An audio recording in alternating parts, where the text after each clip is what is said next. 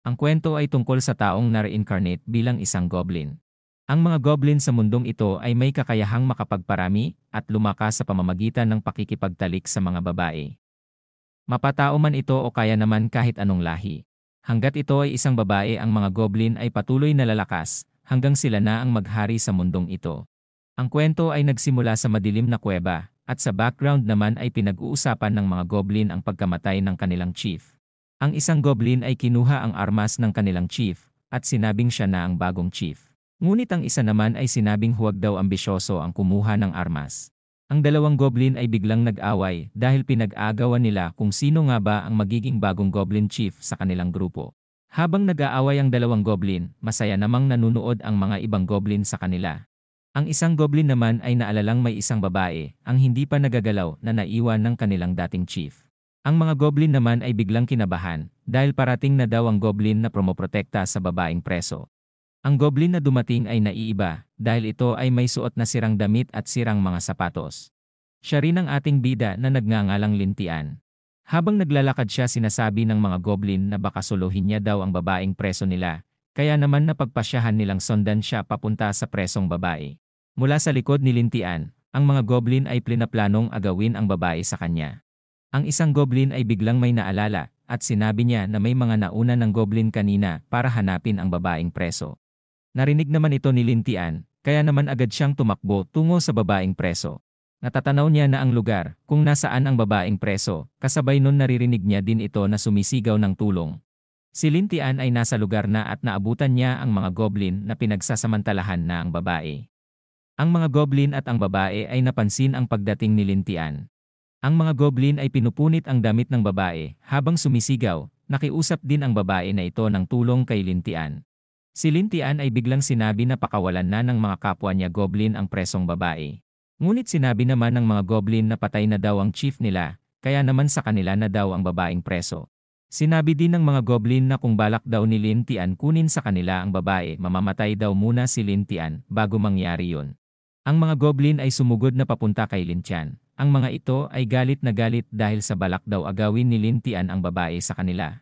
Ang mga goblin ay sabay-sabay nang umatake kay Lintian. Habang inaatake siya ng mga kapwa niya goblin, iniisip niya naman na hindi daw siya pwedeng mamatay kaagad sa lugar na yon. Iniisip ni Lintian na kailangan niya daw makasurvive sa mundong ito kahit anong mangyari. Ang mga goblin ay biglang natakot kay Lintian sa di malaman na dahilan. Ilang sandali pa, nakita nating may napatay palang isang goblin si Lintian gamit ang kanyang sandata. Si Lintian ay may nakatago palang patalim at nagpa siyang ilabas ito laban sa kapwa niya goblin. Ang goblin ay takot na takot dahil sa armas ni Lintian. Ang mga goblin ay biglang kumaripas sa pagtakbo dahil ang mga ito ay takot sa mga patalim. Ang isang goblin na may dalawang ulo ay nahuhuli sa pagtakbo dahil sa laki at bigat ng kanyang isang ulo. Si Lintian ay naghihingalo dahil sa kaba sa biglaang intense na pangyayari.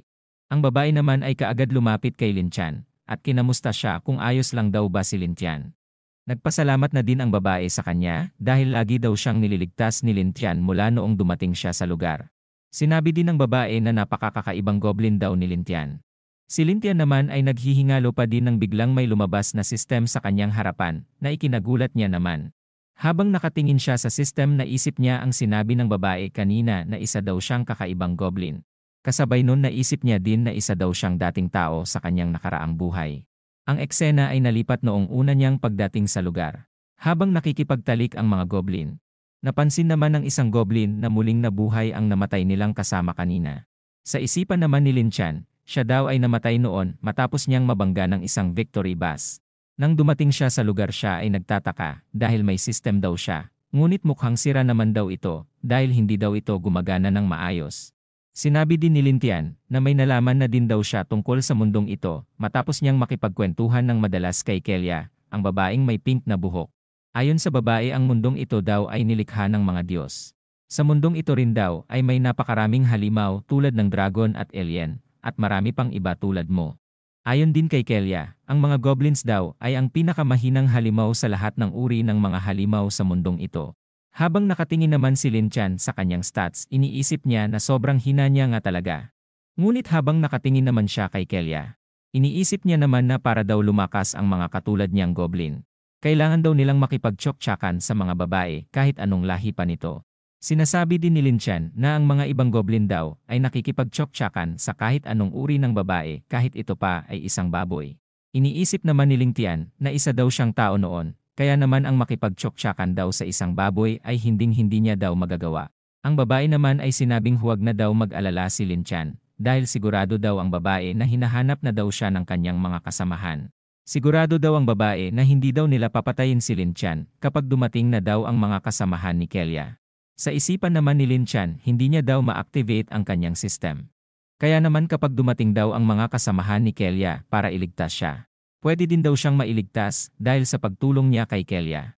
Kapag ligtas na daw si Lin Tian kasama ang mga tao, magkakaroon na din daw ng oras si Lin Tian para alamin kung paano nga ba paganahin ang kanyang bulok daw na system. Mula sa kinaroroonan nila Lin Chan maririnig na may goblin ang papunta sa kanila.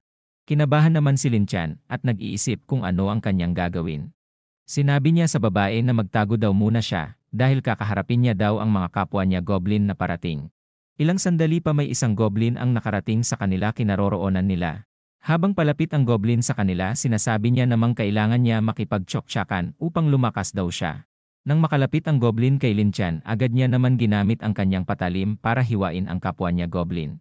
Bago mamatay ang goblin, sinabi niyang may mga tao daw na parating. Ang babae naman ay masayang tumakbo palabas kasama si Lin Chan para salubungin ang mga tao. Si Ling Tian ay biglang napahinto sa pagtakbo. Dahil sa harap nila ay mayroon palang isang adventurer na nakikipaglaban sa mga goblin. Si Ling Tian ay biglang nagulat dahil unang beses niya palang daw makakita ng ganon kalakas na tao. Ang lalaki naman ay naiinis dahil daw nadumihan at nagasgasan na naman daw ang kanyang uniform dahil daw sa mga maduduming goblin. Gamit naman ang kakayahan ni Ling Tian, nakita niya ang stats ng lalaki, at sinabing yun palang daw ang pinakamataas na nakita niyang stats na mundong ito. Hindi rin daw makapaniwala si Ling Tian na isang tao ang lalaking nasa harapan niya dahil daw sa lakas nito. Si Kelia ay masayang lumapit sa lalaki at tinawag niya itong commander. Ngunit biglang nagulat si Ling Tian dahil balak palang atakehin ng lalaki si Kelia. Si Ling Tian naman ay agad tumakbo at nagawang maitulak si Kelia para makaiwas ito sa pag-atake ng lalaking adventurer. Sila Ling Tian naman ay tumilapon at natumba dahil sa ginawa ni Lin Chan. Si Lin Chan ay naguguluhan at iniisip na bakit daw inatake ng lalaki si Kelia. Iniisip din ni Lin Chan na baka madilim lang daw sa kuweba, kaya naman inatake daw ng lalaki si Kelia dahil inakala niyang goblin ito. Ang lalaki naman ay naiinis dahil isang goblin lang daw ang nakaiwas sa kanyang pag-atake. Si Kelia naman ay muling nagsalita at sinabi sa kanyang commander na siya daw ang kasamahan niyang si Kelia. Ang commander naman ay sinabing manahimik daw si Kelia dahil alam niya naman daw na siya si Kelia. Dahil sa chinokchak na daw si Kelia ng napakaraming goblins, madumi na daw siya at kailangan na din daw mamatay ni Kelia dahil sa nagdadala na daw ito ng goblin sa kanyang sinapupunan. Si Kelia naman ay sinabing hindi daw siya chinokchak ng mga goblin dahil daw sa pagprotekta ni Lin Tian sa kanya. Ang lalaki ay galit na galit habang paatake siya kay Kelia. Sinabi niya din na hindi daw siya madali maloloko ni Kelia gamit ang kanyang mga kasinungalingan. Si Lin Tian naman ay muling itinulak si Kelia at sinabing tumakbo na daw siya palabas habang pinupulot ang sandata ng mga goblin. Ang lalaki at si Lin Tian ay nagkaharap na para sila ay maglaban. Ngunit bigla namang nagkaroon ng liwanag sa paligid ni Lin Tian at sinabi ng parating na tao na maghintay lang daw muna ang lalaki na si Commander Loader. Si Lin Tian ay biglang nagkaroon ng barrier sa kanyang paligid na ikinagulat naman ni Lin Tian. Ang may kagagawan pala nito ay ang napaka-sexy at may malaking kokomelon na babae na nagngangalang ay Freya. Si Kelia ay gumapang na naman at nagmakaawa sa Holy Maiden na iligtas daw siya. Ang Holy Maiden ay ipinasa si Kelia kay Loader at tinanong kung naiintindihan daw ba ni Lin Tian ang sinasabi niya. Iniisip naman ni Lin Tian na siya daw ang Holy Maiden na si Freya ang spokesperson ng templo. Iniisip din ni Lin Tian na kung gusto daw niya makasurvive, maaring yun na daw ang pagkakataon niya, ang sumama kanila ay Freya. Kaya naman matapos ang mahabang pag-iisip, sinabi niyang naiintindihan niya daw ng malinaw ang Holy Maiden. Sinabi ni Lin Tian na siya daw si Freya ang Holy Maiden. Sinabi din ni Lin Tian na isa din daw siyang dating tao, ipapaliwanag niya na lang daw ang lahat mamaya. Kapag nakaalis na sila sa lugar, sambit ni Lin Tian. Si Loader ay napansin na mukhang matalino daw ang goblin na si Lin Tian. Ang Holy Maiden naman ay sinabing siguro binigyan ng Holy Mother ang goblin ng biyaya para maging sapat na matalino ang goblin na si Lin Tian. Dahil ang mga normal na goblin ay hindi daw nakakapagsalita ng maayos, at hindi din nakakapag-isip ng maayos. Please like and subscribe mga idol, para masuportahan nyo ako sa paggawa ng mga magagandang manhwa recaps. Maraming salamat po sa inyong lahat. Tinanong ni Aifreya si Kelia kung talaga nga daw bang hindi siya sinaktan ng goblin na si Linchan. Sumagot naman si Kelia na prenotektahan din daw siya ni Linchan, at binibigyan ng pagkain itong mga nakalipas na araw para makasurvive si Kelia. Si Aifreya naman ay sinabi na dahil espesyal na goblin si Linchan, isasama daw nila ito. Ngunit pag-aaralan daw muna nila siyang mabuti bago magdesisyon kung talaga nga bang ligtas sa mga tao si Linchan. Dahil sa narinig na tuwa naman si Kelia dahil maisasama nila pauwi si Linchan. Ang Holy Maiden ay tinanong kung gusto daw ba sumama ni Linchan sa kanila. Sumang-ayon naman si Linchan sa Holy Maiden at sinabing gusto niya daw sumama sa kanila. Iniisip din naman ni Linchan na, sa wakas daw may masasabihan na daw siya tungkol sa kanyang problema. Kung papatunayan lang daw ni Linchan ang kanyang pagka-inosente, at pagiging mabait na goblin, wala daw siyang magiging problema para ipakita yon sa mga tao. Si Aifreya ay pumitik, at nagsimula ding mawala ang barrier na nakapalibot kay Linchan. Si Aifreya ay sinabi kay Loder na umuwi na daw sila. Habang naglalakad sila palabas ng kuweba, sinabi naman ni Linchan na babayaran niya daw balang araw ang kabaitan nila Aifreya. Ang lighting effect at pagngiti ni Aifreya ay biglang naging kontrabida mode. At sinabing syempre babayaran daw talaga siya ni Linchan pag uwi nila. Mula din naman sa likod ni Linchan, narinig niya ang pagsaksak kay Kelia. Pagkalingon naman ni Linchan, nakita niyang si Kelia ay bumagsak na at nagmistulang wala ng buhay. Si Linchan ay gulat na gulat dahil sa pangyayari na kanyang nakita. Mula naman sa likod ni Linchan, ang Holy Maiden na may matambok na pangangatawan ay biglang naging Holy Packing Shit. Sinabi niya din na mag-e-enjoy daw sila ni Linchan pag nakauwi na sila. Makalipas ang isang linggo, si Commander Loder at si Aifreya ay nagsasalita sa harap ng maraming tao. Sinabi ni Commander Loder na dahil sa mga goblins, marami daw namatay na tao sa mga residente ng Bright Town. Ang mga tao ay galit na galit at sabik din maghiganti sa mga goblin na pumatay sa kanilang mga taga-village. Sinabi din ng mga tao na mortal na kaaway daw talaga nila ang mga pangit na goblins. Sinabi naman ni Loder na noong nakaraang linggo daw ay naubos na daw nila ang mga goblins na sumugod noon sa Bright Town. Kaya naman bilang kapalit sinabi ni Loder na magpatuloy lang daw ang mga tao para daw sambahin at suportahan ang Holy Order. Si Aifreya naman ay humakbang paabante. At sinabing magpatuloy lang daw magdasal ang mga tao sa Holy Order at pagpapalain pa daw sila nito ng malaki tulad ng kanyang mga kokomelon. Ang mga tao naman ay sumigaw at sinabing mabuhay daw ang Holy Order at ang templo. Makalipas ang ilang oras, nalipat ang eksena sa isang opisina. Si Aifreya na may malaking kokomelon ay sinabing isang matagumpay daw ang naging sermon nila ngayong araw. Sinabi niya din na mas magdadasal pa daw ang mga tao sa kanila at mas magdodonate pa daw ng pera para suportahan ang kanilang mga ginagawa. Mula sa isang gilid naman nagsalita si Linchan at tinawag si Aifreya. Kaya naman napatingin din si Aifreya kay Linchan. Si Linchan ay tinorture pala ng sobrang malala ni Aifreya, at wala na din ang kanyang isang mata, kaya naman pinagmumura niya ang demonyetang si Aifreya. Si Aifreya naman ay sinabing buhay pa daw pala si Linchan. Sinabihan niya din na napakatibay daw ni Linchan, dahil nakatagal ito ng isang linggo kay Aifreya. Sa tibay daw ng mga goblin sinabi din ni Aifreya na, kaya naman daw pala sila nahihirapan ubusin ang lahi nila Linchan, matitibay daw pala ang mga goblin sambit ni Aifreya. Si Aifreya ay tumayo at sinabing susubukan niya daw kay Linchan kung ano nga ba ang magiging epekto ng lason sa katawan ng mga goblins. Nang marinig ito ni Linchan siya ay galit na galit dahil papahirapan na naman siya ni Aifreya. Sinabi din ni Linchan kung anong klaseng Holy Order daw ang meron sila Aifreya dahil sa mga kademonyohang ginagawa nito sa kanya. Gamit ang matulis na kahoy tinusok ni Aifreya ang bunganga ni Linchan.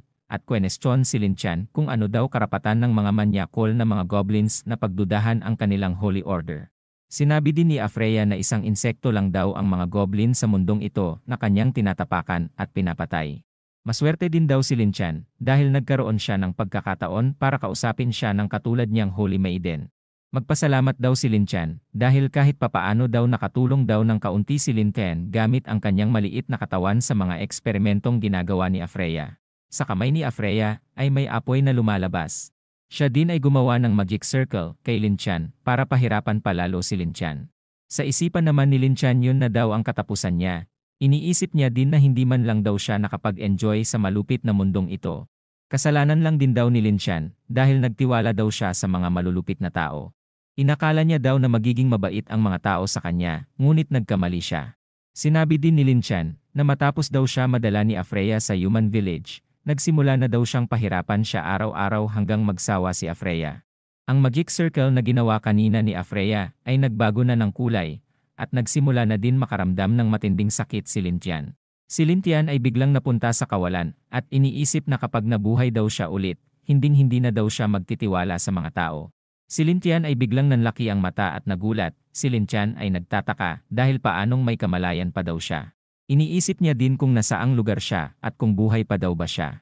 Ang sistem ay biglang nag-activate dahil sa pagkamatay ni Lin Tian. Ang sistem ay pinaalala sa kanya kung gaano kabugok si Lin Tian dahil sa nakalimutan niya daw na goblin siya. Sinabi din ng sistem na kahit kailan hindi daw magtitiwala ang mga tao sa katulad nilang goblin.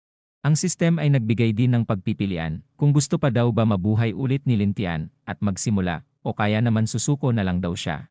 Si Lin Tian naman ay napagtanto na mag-a-activate lang ang kanyang sistem kapag siya ay namatay. Tinatanong niya din ang kanyang sarili kung talaga nga daw ba na maibabalik ng sistem ang kanyang buhay. Nagtataka din si Lin Tian kung mabubuhay daw ba siya, magiging goblin na naman daw ba siya. Si Lin Tian ay tinanong ang sistem kung ano mangyayari kapag pinili niya ang yes o kaya naman ang no.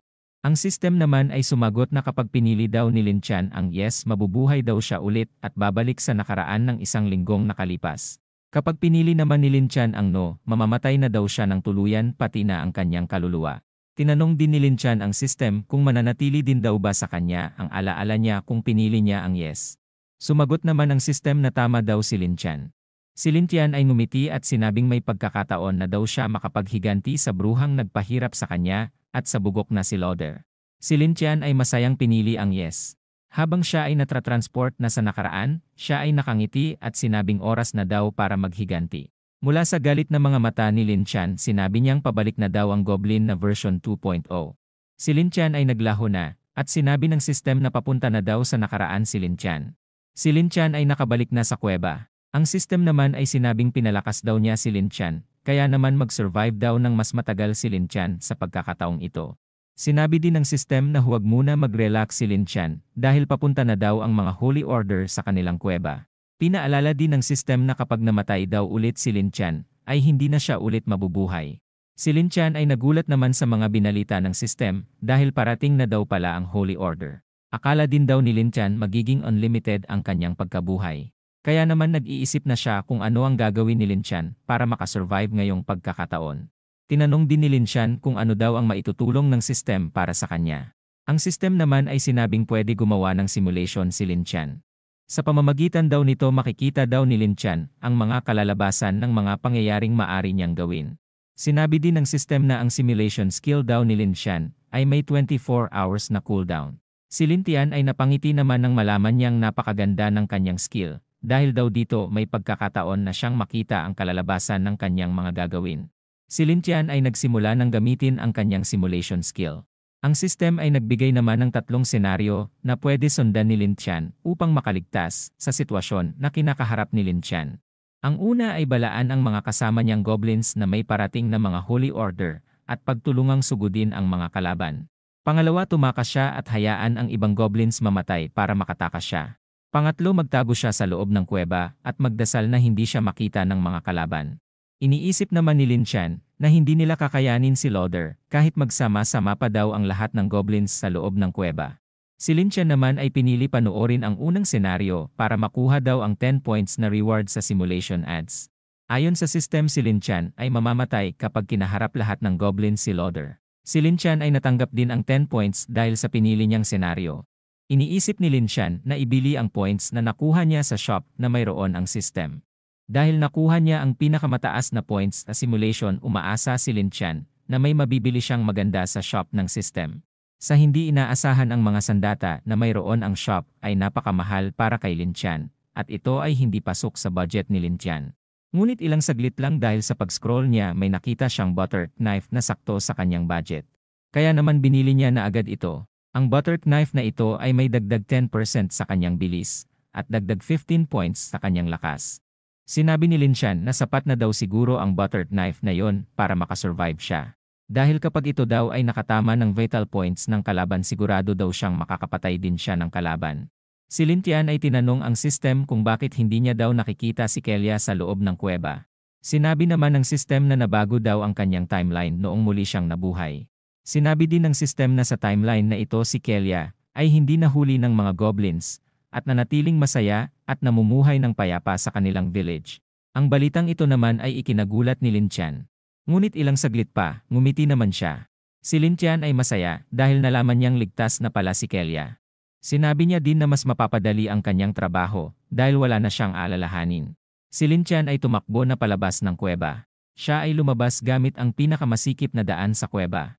Iniisip din ni Lintian na mas mahina daw siguro ang nagbabantay sa entrance dahil ito daw ang pinakamasikip na entrance ng kanilang kuweba.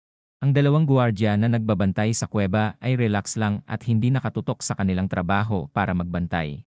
Si Lintian ay may narinig na nag-uusap dahil malapit na siya sa entrance ng kuweba.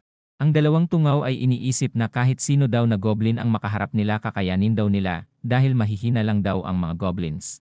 Lalo na daw dahil sa pinakamasikip na entrance daw sila na-assign.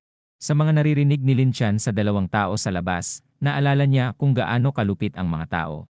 Dahil pati kalahi daw nila pinapatay nila tulad ng pagpatay nila kay Kelia noong nakaraang buhay niya.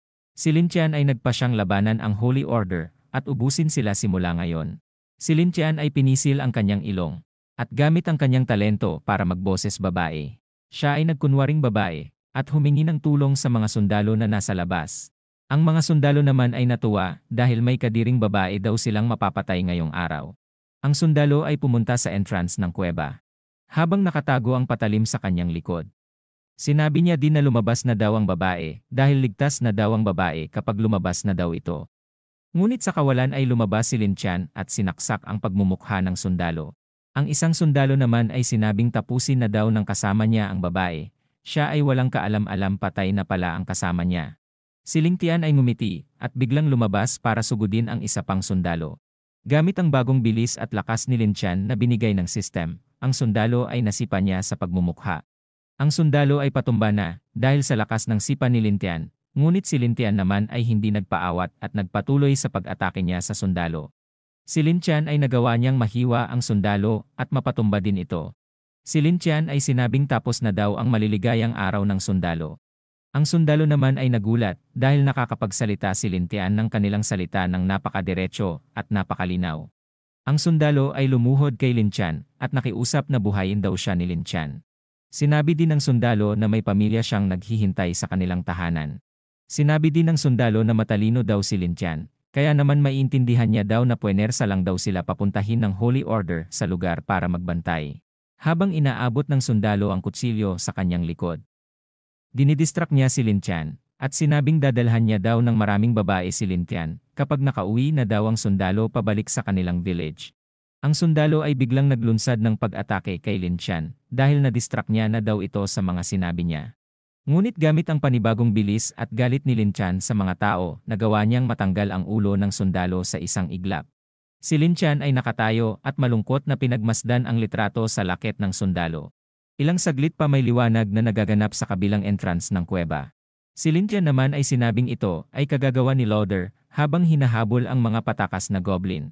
Si Lintian ay kinuha ang mga kasuotan ng isang sundalo at siya ay agad nang umalis na sa lugar upang hindi maabutan nila Afreya. Sinabi din ni Lintian na balang araw magkakaharap din daw silang tatlo nila Afreya at Loader. Makalipas ang ilang minuto, si Loader at Afreya ay nakita ang dalawang pinatay ni Lintian kanina. Si Loader ay nagtataka at nagtanong kung goblin nga daw ba ang may kagagawa ng pagpatay sa kanilang kasama. Sinabi naman ng sexy na si Holy Packing Shit na malamang isang mutant na goblin ang pumatay sa dalawang sundalo.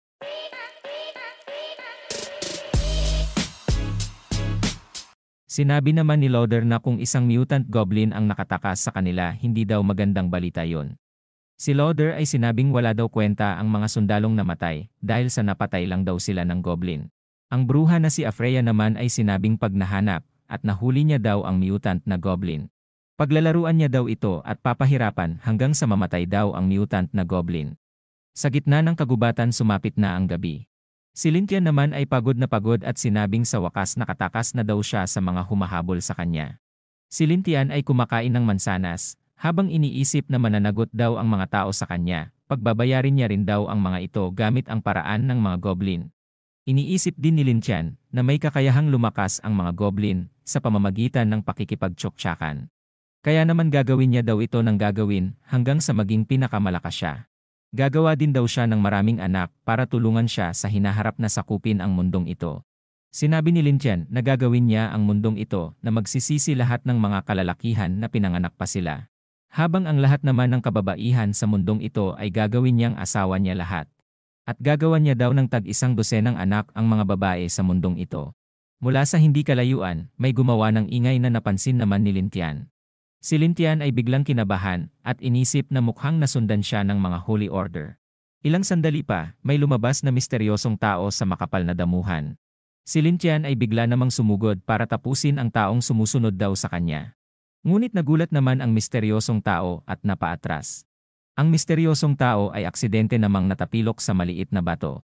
Ang misteryosong tao ay isa palang babaeng goblin. Si Lin Tian naman ay nagulat at iniisip kung isa nga bang goblin ang nasa harapan niya. Dahil sa pagkasabi ng aray ko ang sakit ng babaeng goblin, nagulat si Lin Tian dahil ito pala ay nakakapagsalita ng malinaw at diretsyo. Si Lin Tian naman ay biglang mukhang na in love sa babaeng goblin, simula noong makita niya ang napaka-sexy na babaeng goblin sa kanyang harapan.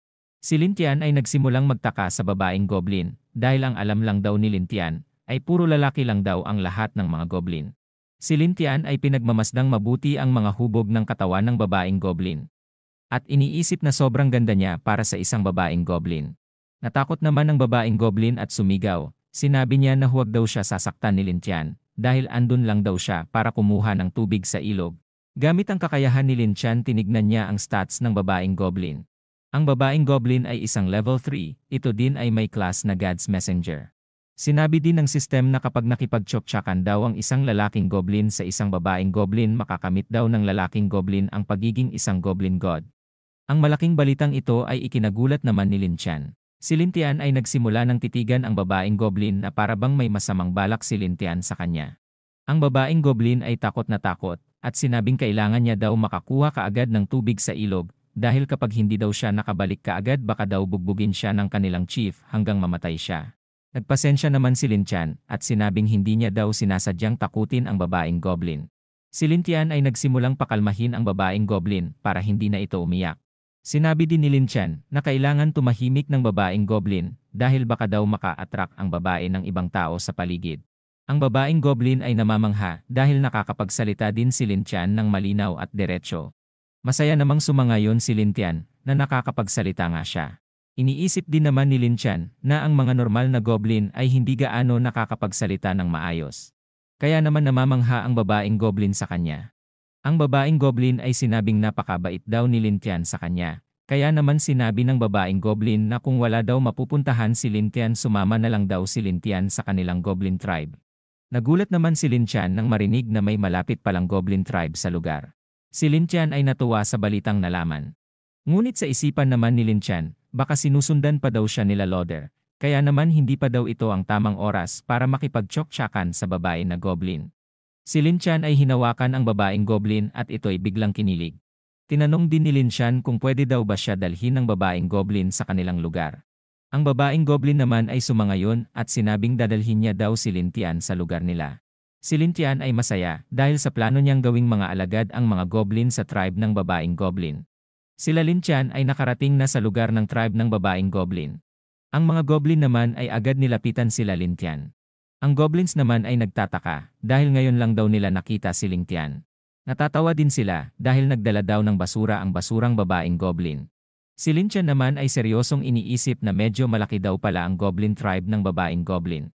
Si Lin Tian ay nagsimula ng magsalita at sinabing andun daw siya para sumali sa kanilang tribe. Hinahanap din ni Lin Tian ang leader ng grupo para makausap niya ito sa kanyang pagsali sa goblin tribe. Ang mga goblin naman ay tinawanan lang si Lin Tian dahil ambisyoso daw siya. Sinabi din ng mga goblin na huliin daw nila si Lin Tian at dalhin daw sa kanilang boss. Ang babaeng goblin naman ay sumigaw at sinabing hindi daw masamang goblin ang kasama niya, kaya naman tumigil na daw ang mga kasamahan niyang goblin. Ang iyakin na babaeng goblin ay bigla naging matapang at prinotektahan si Lin Tian laban sa mga kasamahan ng babaeng goblin. Mula sa background naman sinabi ng chief ng Goblin na ano daw ang nangyayaring gulo sa kinaroroonan nila Lin Tian. Ang chief ng Goblin tribe ay lumabas na at tinanong kung sino ang bugok na sumisigaw daw. Si Lin Tian naman ay ginamit ang kanyang kakayahang makakita ng stats, at nakita niyang isang prized ang class ng Goblin, isa din itong Big Goblin type. May breeding machine din sa title ng Goblin Chief, ibig sabihin madami nang natsuktsak ang pangit na ito. Sa madaling salita, ang Goblin Chief ng tribe ay may overall na 200 points na lakas. Si Lin Tian naman ay hindi makapaniwala na may napakalakas na Goblin daw pala sa tribe na napuntahan niya. Ang chief ng Goblin ay tinanong ang babaeng Goblin kung bakit siya nagdala ng stranger sa kanilang Goblin tribe. Sinabi naman ng babaeng Goblin na wala daw mapuntahan si Lin Tian, kaya naman dinala niya dito si Lin Tian.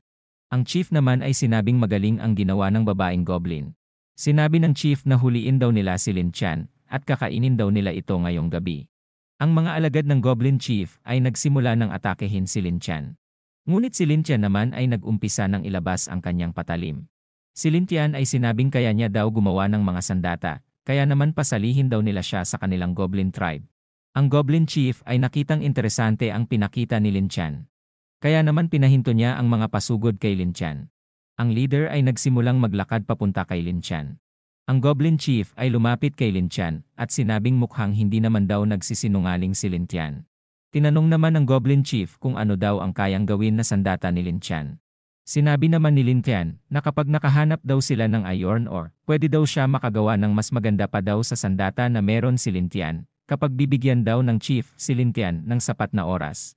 Sinabi din ni Lin Tian na kapag may mga armas na daw sila nagawa sa bakal sigurado daw na mas lalakas pa ang kanilang Goblin tribe, at mas mapapadali din daw ang pakikipaglaban nila sa mga tao. Ang mga Goblin naman ay masayang sinabi na dahil sa magagawang armas ni Lin Tian makakahuli daw sila ng maraming babae, at makakatsuktsak din daw sila ng maraming babae katulad ng mga elves.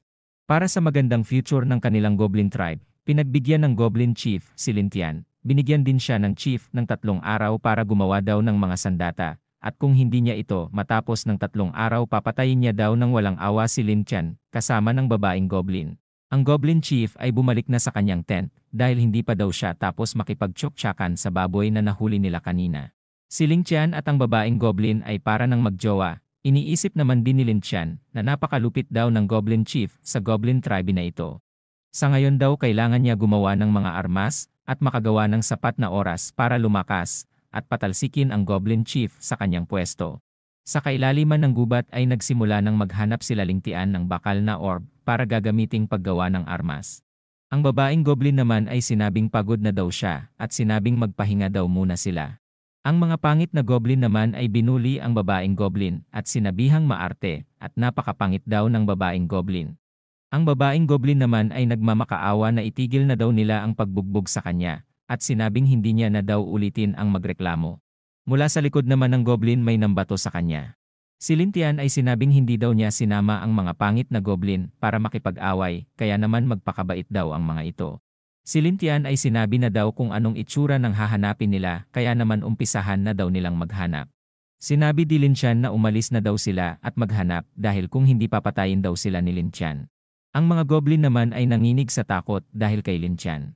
Kaya naman nangaripas na sila para umalis at maghanap ng bakal na orbe. Habang patakbo ang mga Goblin sinabi ng isang Goblin na papatayin daw siya ng kanilang Goblin Chief matapos daw ni Lin Tian makagawa ng mga sandata. Si Lin Tian naman ay napaisip na baka nga patayin siya ng Goblin Chief matapos niyang makagawa ng sandata. Si Lin Tian ay tumingin sa babaeng Goblin at iniisip na oras na daw para magpalakas siya. Si Lin Tian ay tinawag ang babaeng Goblin na nagngangalang Yui at sinabing huwag na daw siyang umiyak. Si Lin Tian naman ay nilapitan si Yui at nangako siyang lagi lang daw nasa tabi ni Yui si Lin Tian para protektahan siya. Kaya naman huwag na daw siyang umiyak dahil mula ngayon wala na daw mambubuli kay Yui. Tinanong naman ni Yui kung seryoso daw ba si Lin Tian sa sinabi niya. Si Lin Tian ay sinabing seryoso daw siya sa sinabi niya. Sinabi niya din na napakahina nila para protektahan ang sarili nila, kaya naman kailangan daw ni Lin Tian ng tulong ni Yui para daw lumakas si Lin Tian at maprotektahan niya si Yui. Tinanong naman ni Yui kung paano sila lalakas ni Lin Tian. Sinabi naman ni Lin Tian na kapag nagtsuktsakan daw sila at dinala ni Yui ang mga anak ni Lin Tian. Lalakas daw si Lin Tian para protektahan si Yui. Si Yui naman ay kinabahan dahil hindi niya pa daw naranasan makipagtsuktsakan sa kahit kanino. Si Lin Tian naman ay sinabing ayos lang ang lahat dahil siya na daw bahala alalayan si Yui. Ang dalawa ay nagsimula ng maghalikan at painitin ang malamig na gabi sa gitna ng kagubatan. Ang dalawa ay nagsimula na maging intense sa kanilang ginagawa. Si Yui naman ay sinabing gusto daw niya anakan siya ni Lin Tian para lumakas daw si Lin Tian, kaya naman isagad daw ni Lin Tian ang effort niya.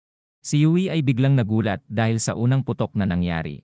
Ang system naman ay ibinalita na nagkaroon ng 7 anak si Lin Tian kay Yui dahil sa isang putok lang. Sa laki ng jumbo hotdog ni Lin Tian umiiyak na si Yui. Dahil sa successful na pakikipagtsuktsakan, si Lin Tian ay nagkaroon ng dagdag stats para siya ay lumakas. Si Lin Tian naman ay namangha dahil sa pagbabago ng kanyang katawan dahil sa isang putok lang na nangyari. Iniisip din ni Lin Tian na kakayanin niya na talunin ang Goblin Chief dahil sa lakas na meron siya ngayon. Si Lin Tian ay dinampot na ang damit ni Yui at sinuot niya ito kay Yui. Si Yui naman ay sinabing napakabait at sweet daw ni Lin Tian sa kanya. Ilang sandali pa, ang mga goblin na naghanap ng bakal na orb ay biglang sumigaw ng tulong na narinig naman nila Lin Tian. Ang goblin ay tumatakbo dala ang bakal na orb at may kasama pang malaking aso. Si Lin Tian naman ay nagulat dahil talagang nakahanap ng bakal na orb ang goblin. Si Lin Tian ay sinabing maghintay lang daw muna si Yui. Si Yui naman ay binalaan si Lin Tian na delikado daw ang malaking wolf, kaya naman mag-iingat daw si Lin Tian. Ang goblin ay malapit na sakmalin ng malaking aso. Ngunit si Lin Tian ay mabilis na tumatakbo at sinaksak ang malaking halimaw gamit ang kanyang cute na patalim. Ang pangit na goblin ay takot na takot pa din at kinakabahan. Ang malaking aso ay natulog na dahil sa ginawa ni Lin Tian.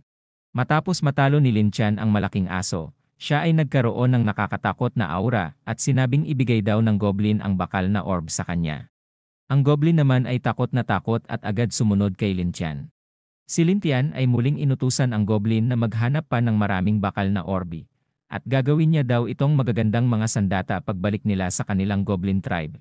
Sa gitna ng kagubatan kung saan mayroong usok na napakakapal ang lumalabas. Habang gumagawa ng sandata si Lin Tian, siya naman ay pinapanood ng 3 bugok. Ang 3 goblin ay hindi makapaniwala dahil nakagawa talaga ng sandata si Lin Tian. Ngunit ang isang bugok naman ay sinabing hindi naman daw gagana ang ginawang armas ni Lin Tian. Si Lin Tian ay pumunta sa kailaliman ng gubat at humuli ng malaking wolf. Si Lin Tian ay pinagmalaki sa Goblin Chief at mga normal goblin kung gaano ka-epektibo ang kanyang nilikhang sandata. Ang isang goblin naman na sumama kay Lin Tian kanina ay sinabing gumagana daw ng sobrang ganda ang ginawang sandata ni Lin Tian. Sinabi din ng goblin na mas maganda daw ang ginawang sandata ni Lin Tian kesa sa kanilang dating sandata na gawa lang sa bato. Si Lin Tian ay itinaas ang sandatang ginawa niya at tinanong ang mga goblin kung gusto daw ba nila ng karne. Masayang sinabi naman ng mga goblin na gustong-gusto daw nila ng karne. Sa likod naman ng grupo ay nagsiselos ang Goblin Chief sa nakukuhang atensyon ni Lin Tian. Ang Goblin Chief ay nagdabog gamit ang kanyang tungkod. Sinabi din ng Goblin Chief na talagang nakagawa daw ng magandang sandata si Lin Tian. Ang inggeterong Goblin Chief ay gustong pahirapan si Lin Tian at sinabing kung gusto daw talagang makasali ni Lin Tian, kailangan niya daw gumawa pa ng 50 na sandata sa loob lamang ng 2 araw. Ang Goblin Chief ay umalis na matapos niyang pahirapan si Lin Tian para hindi makasali sa kanilang Goblin Tribe. Ngunit ang mga normal na Goblin ay sinabing napakasama daw ng kanilang Goblin Chief kay Lin Tian. Kaya naman tutulong daw ang mga Goblin kay Lin Tian para gumawa ng sandata para matapos ang palugit na binigay ng kanilang Goblin Chief. Si Lin Tian naman ay ngumiti at sinabi sa kanyang isipan na alam niya daw ang iniisip ng Goblin Chief. Makalipas ang 2 araw, si Lin Tian ay natapos ang binigay na kasunduan sa kanya ng Goblin Chief. Ang mga Goblin naman sa paligid ay masaya at pinagsigawan ang pangalan ni Lin Tian dahil makakasali na daw ito sa kanilang grupo. Ang Goblin Chief naman ay masaya dahil natapos ni Lin Tian ang sinabi niyang bilang ng sandata. Ang Goblin Chief ay itinaas ang kanyang bulok na tungkod at sinabing magsi-celebrate daw sila dahil kasali na daw si Lin Tian sa kanilang grupo. Mula sa nasusunog na apoy ito ay mainit. Maririnig ang mga kasiyahan ng grupo ng mga Goblin. Niletsyon na din nila ang nahuling baboy damo ni Lin Tian kanina. Si Yui ay lumapit kay Lin Tian na may dalang pagkain. Sinabi ni Yui na pinapamigay daw ito ng kanilang Goblin Chief kay Lin Tian bilang regalo. Si Lin Tian ay kinagat ang karne at bigla namang nagkaroon siya ng hindi magandang reaksyon. Si Lin Tian ay hindi maganda ang nararamdaman, kaya naman tinanong ni Yui kung ano daw ang nangyayari kay Lin Tian. Ang Goblin Chief ay agad naman lumapit kanila Linchan. Ang Goblin Chief ay tumatawa at sinabing napaka-bugok daw ni Linchan. Sinabi din ng Goblin Chief na alam niya daw ang plano ni Linchan, na patalsikin siya sa kanyang pwesto, dahil hindi daw siya bugok katulad ni Linchan. Ang Goblin Chief ay bigla din hinablot si Yui, at balak niya daw ito patayin kasabay ni Linchan, dahil si Yui daw ay isang traidor. Ang Goblin Chief ay nag-umpisa ng sugatan si Yui gamit ang kanyang matalim na nails sa daliri. Ilang saglit pa ang kamay ng Goblin Chief ay lumipad. Ang kamay ng Goblin Chief ay natanggal, gamit ang matalim na patalim ni Linchan. Ang Goblin Chief naman ay nagtataka, kung paano daw nakakagalaw si Linchan. Ikaw ang totoong bugok, sambit naman ni Linchan sa Goblin Chief. Sa isipan ni Linchan, alam niya na daw na may gagawing masama ang Goblin Chief, dahil sa kanyang napakahusay na system. Ang Goblin Chief ay tahimik lang at walang masabi, hanggang sa pinutol na lang ng Goblin Chief ang kanyang kwintas. Ang Goblin Chief ay ginawang latigo ang kanyang kwintas, at siya ay pasugod na kay Linchan. Nagawa naman ni Linchan iwasan ang pag-atake sa kanya gamit ang kanyang bilis. Si Linchan ay handa na para mag-counter-attack sa Goblin Chief. Gamit ang todong puwersa ni Linchan, tinanggalan niya ng buhay ang inggeterong goblin. Dahil sa ginawa ni Linchan, ang mga goblin ay nagsimulang matakot sa kanya. Dahil sa takot ng mga goblin sa kanya, bigla na lang natumba ang isang goblin. Sinabi din ni Linchan na, mula ngayong araw daw ay siya na ang kanilang bagong boss. Sinabi niya din na siya ang mamumuno sa kanila, dahil balang araw daw ay susugod sila sa mga tao at mga elves, at manghuhuli ng maraming babae para makipagtsoktsakan sa mga ito. Ang mga takot na goblin naman ay biglang naging masaya dahil sa sinabi ni Linchan. Sinabi din ni Linchan na ang katawan daw ng kanilang dating Goblin Chief ay pagmamay-ari na daw ng kanyang mga kumper na goblin. Ang mga goblin naman ay nagsimulang tumakbo papunta sa bangkay ng dating Goblin Chief, at nagsimula na silang gawin na kilawin ito. Si Linchan ay nakangiti, at iniisip na umpisa pa lang daw ng paghihiganti niya ang pagsakop sa Goblin Tribe. Sinabi ni Linchan na isusunod niya din daw ang mga grupo ng elves. Ang susunod daw na henerasyon ng mga goblin ay sigurado daw magiging malakas, sabi ni Linchan. Mula naman sa makapal na damuhan sa hindi kalayuan, ay may nagmamasid sa grupo ng mga goblin. Ito pala ay isang elf na mayroong 10 kilong kokomelon. Makalipas ang ilang oras, ang nagmamasid na elf kanina ay mabilis umaakyat sa kanilang treehouse. Ang babae na elf ay nakabalik na. Ang isang babae naman ay sinabihang, "Welcome back, princess," ang dumating na babaeng elf. Ang babaeng elf ay nagmamadali, at sinabing kailangan niya daw makausap ang kanyang nanay na Reyna. Ang elf princess ay binuksan na ang pintuan.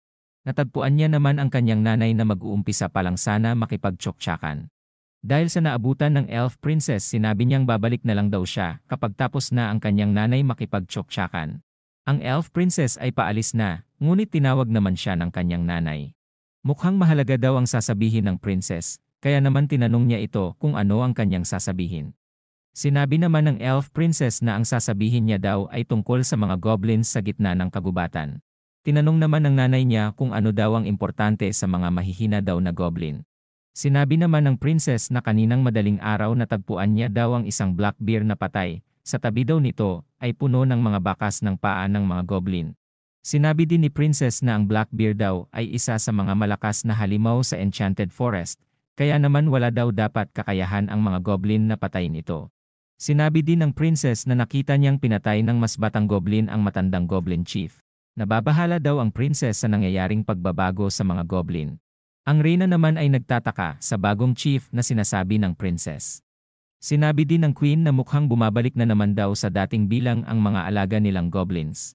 Ang queen ay sinabing magdala ng mga tauhan si Cassandra para patayin ang mga goblin, ngunit huwag daw nilang ubusin ito. Sinabi din ng queen na mabisa daw gawing Viagra ang mga dugo ng goblin, kaya naman huwag daw nilang ubusin ang goblin sa Enchanted Forest. Sinabi din ng queen na kumuha daw siya ng dugo ng goblin dahil ipapagamit niya daw ito sa kanyang mga lalaki. Si Cassandra naman ay nahihiyang sinabi na masusunod daw. Ang queen ay sinabing puro trabaho na lang daw si Cassandra. Kaya naman inalok niya ng lalaki si Cassandra para magpasarap naman daw paminsan-minsan. Si Cassandra naman ay nahihiya at sinabing aalis na daw siya para makapagtsoktsakan na daw sila. Ang eksena ay nalipat na sa Goblin Tribe. Ang mga goblin ay nagplaplano kung paano nila masasakop ang mga elves sa Enchanted Forest. Sinabi din ng isang goblin na gumawa ng layout na may 30 daw na bahay ang mga elf sa Enchanted Forest. Ang gumawa naman ng layout ay sinabihan ni Lintian na bibigyan niya daw ito ng dalawang babaeng elf kapag nagtagumpay daw sila sa kanilang plano. Ang goblin na naka-metal armor ay sinabing aalis na daw siya para ayusin ang kanilang hukbo ng goblin. Si Lintian ay iniisip na kung may 30 na bahay daw ang mga elf, inisip niyang mga nasa 2 daw ang laman nito. Kaya naman iniisip niyang nasa 60 ang mga elf. Dinagdag din ni Lintian ang mga nagbabantay sa minahan na nasa 10 elf. Kaya naman ang kabuuan daw na bilang daw ng mga elves ay nasa 70. Sinabi ni Lintian na noong napatay niya daw ang Goblin Chief, nagpalakas lang daw ang ginawa niya kasama ang lahat ng goblin. Si Lintian ay nasa itaas at sinabing ngayong araw daw ay papatay sila ng mga halimaw sa gubat. Ang mga alagad naman na goblin ay masayang sumang-ayon kay Lintian. Si Lintian ay nakakatalo ng mga halimaw at nagagawa niya din makuha ang mga kakayanan nito. Ang mga goblin ay nagtutulungan din para pabagsakin ang mga malalakas na halimaw sa loob ng gubat. Si Lintian ay patuloy sa pagpatay ng mga halimaw kasama si Yui na may gamit na pana. Ang mga goblin ay hindi mapigilan dahil sa pamumuno ni Lintian. Pinapatay at kinakain ng mga goblin ang sinumang halimaw ang makita nila sa kanilang landas. Dahil sa pagtutulungan ng mga halimaw, nagkaroon na din ang mga ito ng mga pambihirang stats na may overall na 250 points. Iniisip naman ni Lintian na ang mga elf ay meron lamang 200 points sa kanilang stats. Si Lintian ay nabibilib sa kanyang sarili dahil mukhang kaya na daw nila sugudin ang mga elves sa kanilang kasalukuyang lakas.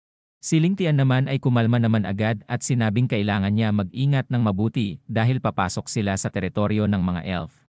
Si Lintian ay ginamit ang kanyang skill na simulation para makita ang mangyayari sa kanyang plano na pag-atake. Sinabi ng sistem na dahil kumpiyansa si Lintian na sumugod dahil lumakas na sila.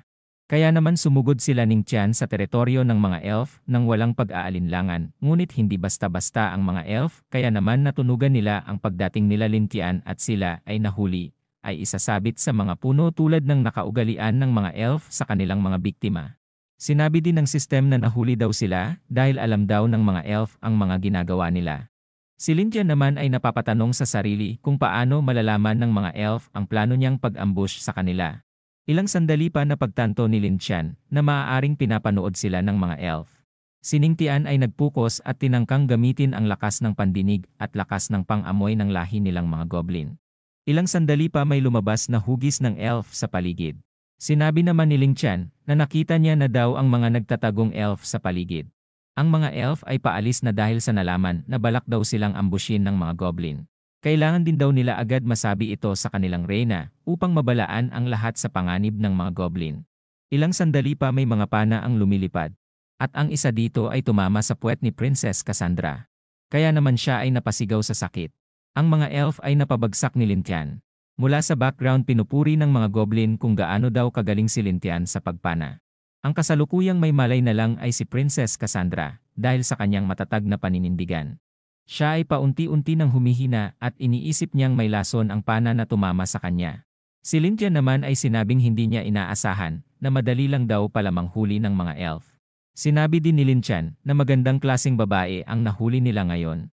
Sinabi din ni Lintian ng seryoso na umuwi na daw sila at dalhin ang mga elf sa kanilang teritoryo.